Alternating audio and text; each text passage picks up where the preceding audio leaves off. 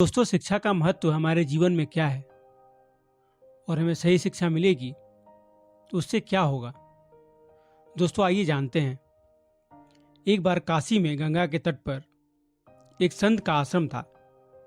एक दिन उनके एक शिष्य ने उनसे पूछा, गुरुवर, शिक्षा का निचोड़ क्या है।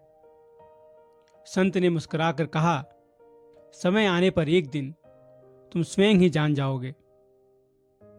कुछ दिनों के बाद एक रात संत ने उस शिष्य को एक पुस्तक देते हुए कहा, वत्स, इस पुस्तक को ले जाकर मेरे कमरे में तख्त पर रखाओ।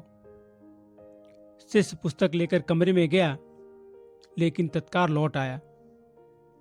वह डर से कांप रहा था। संत ने पूछा, क्या हुआ वत्स, इतना डरे क्यों हो। शिष्य ने कहा, गुरुवर, कमरे में एक सांप है। संत ने कहा, यह तुम्हारा भ्रम होगा। कमरे में सांप कहां से आएगा। तुम फिर जाओ और किसी मंत्र का जाप करना, सांप होगा तो भाग जाएगा। गुरु की बात मानकर शिष्य दोबारा कमरे में गया। उसने मंत्र का जाप भी किया, लेकिन सांप उसी स्थान पर बना रहा। शिष्य डर कर फिर से बाहर आ गया। संत से बोला, मैंने मंत्र का जाप भी कर लिया, लेकिन सांप वहां से नहीं जा रहा है। संत ने कहा, इस बार दीपक लेकर अंदर जाओ, सांप होगा, दीपक के प्रकाश से भाग जाएगा। शिष्य इस बार दीपक लेकर अंदर गया तो देखा वहां सांप नहीं, सांप की जगह एक रस्सी लटकी हुई थी। अंधकार के कारण उसे रस्सी का टुकड़ा हवा के झोंके से हिलने के कारण सांप नजर आ रहा था। बाहर आकर शिष्य ने कहा, गुरुवर, वहां सांप नहीं, रस्सी का टुकड़ा है। अंधेरे में मैंने उसे सांप समझ लिया था। संत ने कहा, बस इसी को भ्रम कहते हैं।